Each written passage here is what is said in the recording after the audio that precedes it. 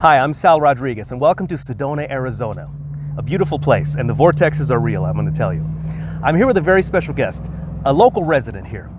This is for all you drumming students, all you drumming fans, all you drummers out there. Do you know the name Buddy Rich? Do you know the name Karen Carpenter? Well, my guest today learned from Buddy Rich, then taught Karen Carpenter.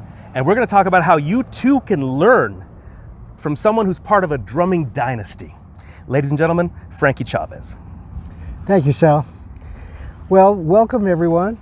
It's a great day here in Sedona, and we're going to talk some music. And first of all, Sal mentioned Karen Carpenter and Buddy Rich, incredible talents, and I'll get more into that here in a minute.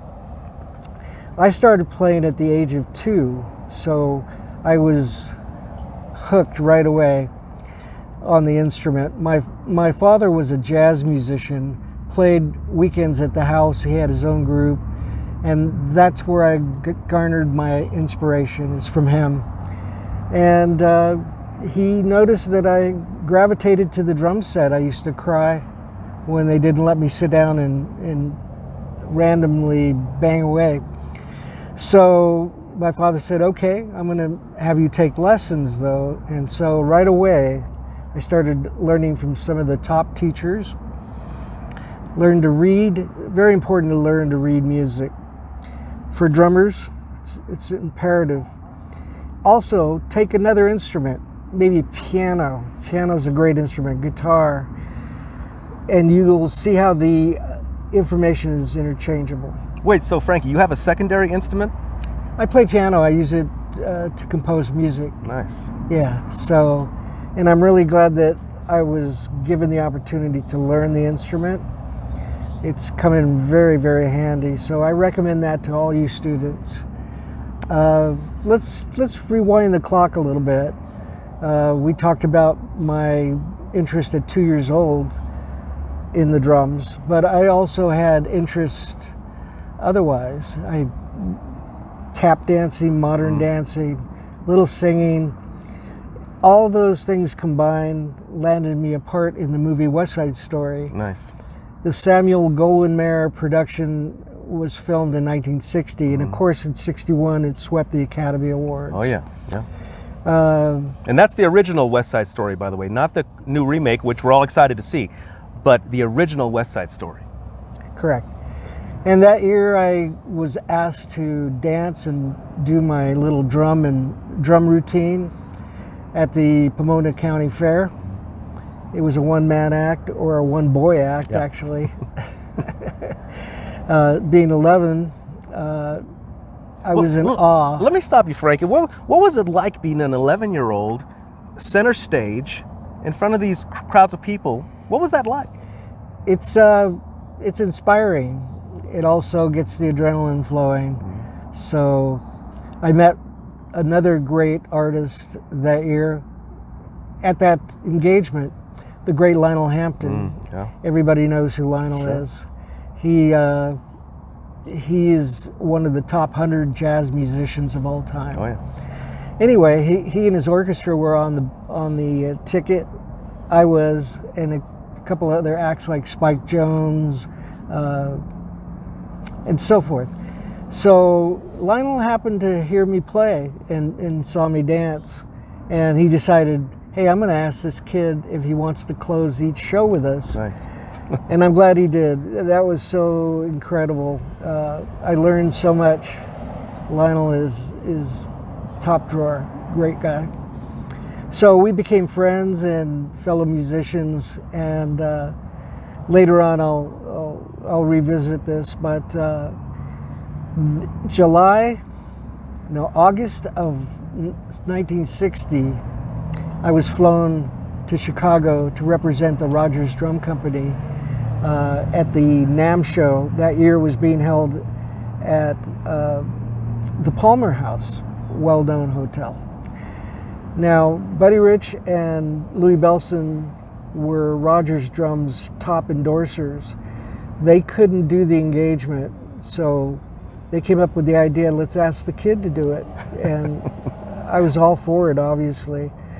And so it was very generous of them to do that. It was a great experience. On the marquee was Alan King. We know Alan King. Sure, very famous comedian. And let's see. One of the legends of comedy, Alan King, right. I think inspired people such as Seinfeld. Les Paul, Mary Ford, of course. Les Paul, famous Legends. guitar, named after him, right? Right, and he's not only a great musician, but a great innovator. A lot of his ideas are incorporated by people like the Beatles. Now, I was on the ticket as well. It was a big banquet show. Had a great time. Got to play with the Bob Kirby Orchestra. And I had my chart, which is good that I learned to read, right? So all you students, don't forget, take those lessons and learn to read. What?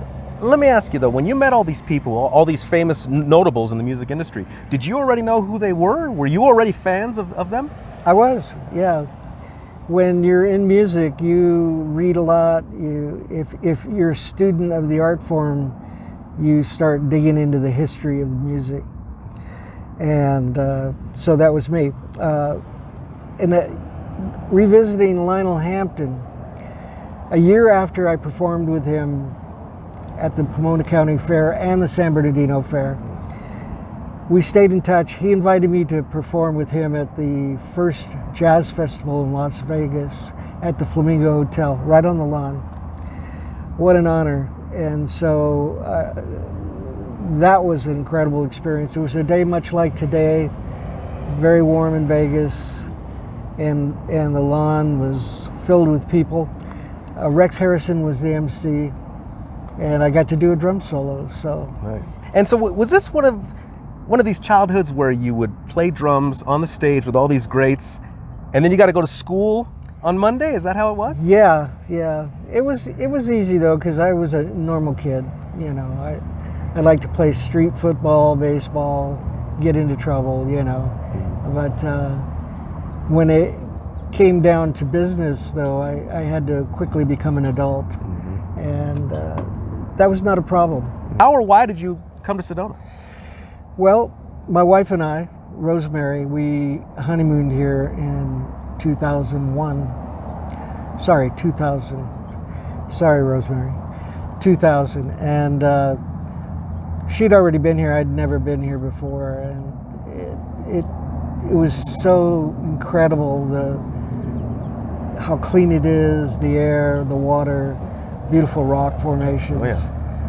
That we went back home and decided, hey, let's investigate the possibility of moving to Sedona, which seemed unreachable at that moment. But then as time went on, we researched it. It was very possible. But I understand you had a large number of drumming students in Los Angeles at the time, right? I did. I had a really successful teaching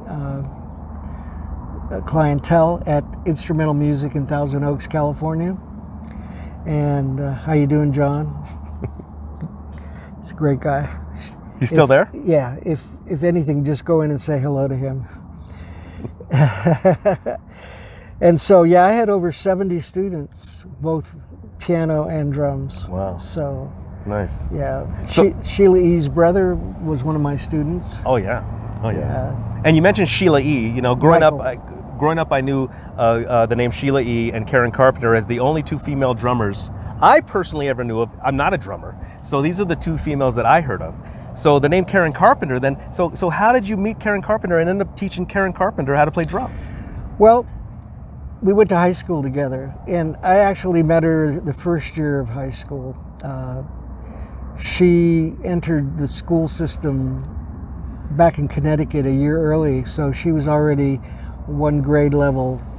Well, she was the same grade level, but younger by 1 year. And so we met up at Downey High School, and I was already way into music, just loved it. And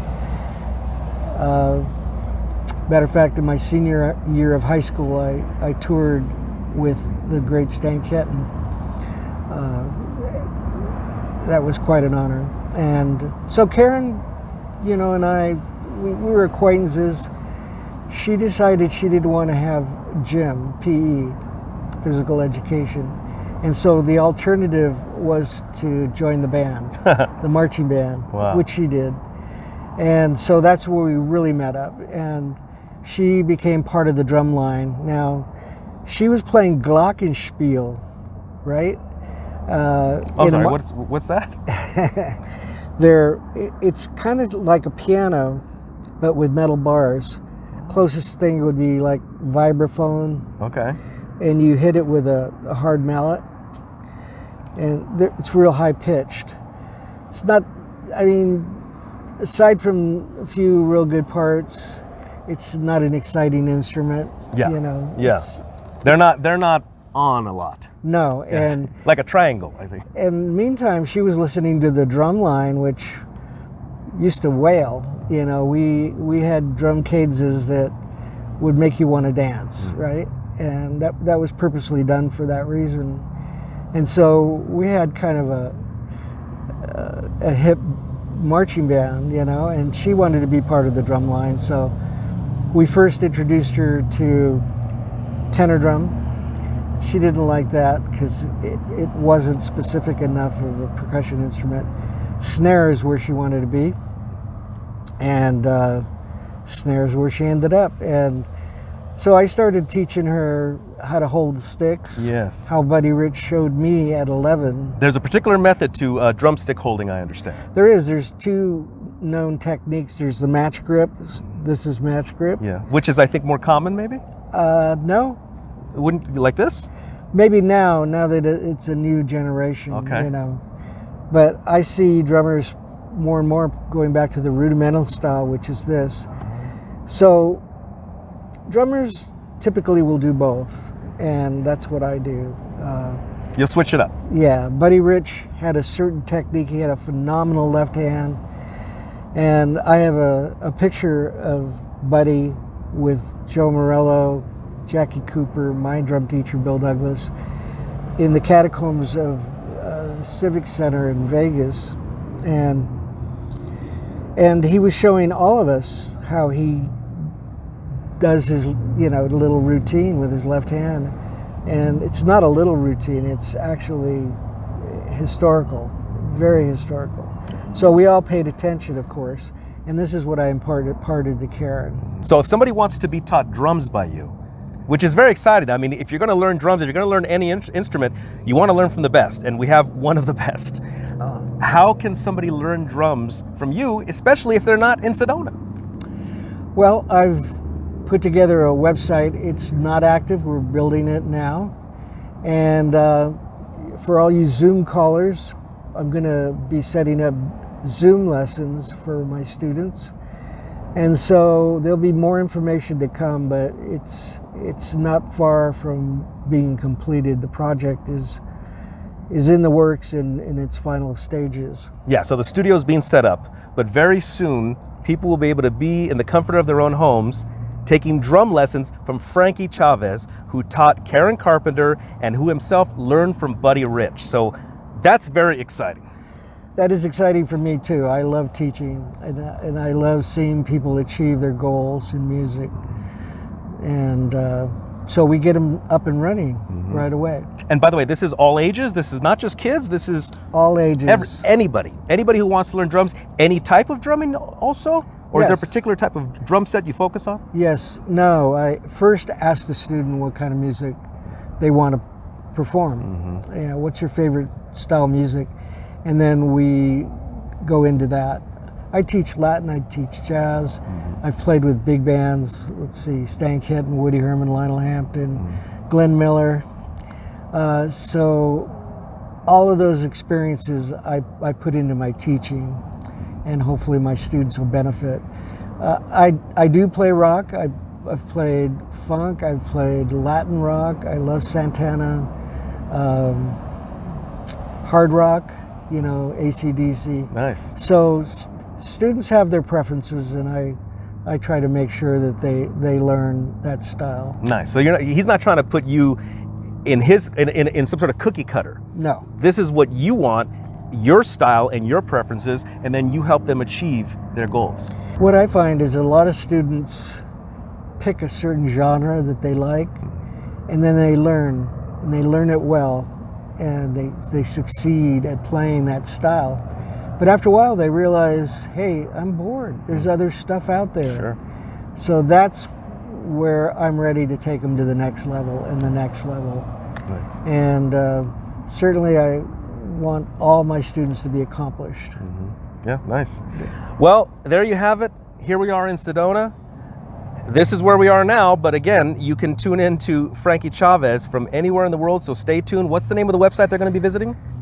It's FrankieChavezDrums.com. FrankieChavezDrums.com to get personalized instruction from one of the greats, from a dynasty of drumming. That's right. All right. Thanks, everybody. Thank you. Have a great day, everyone.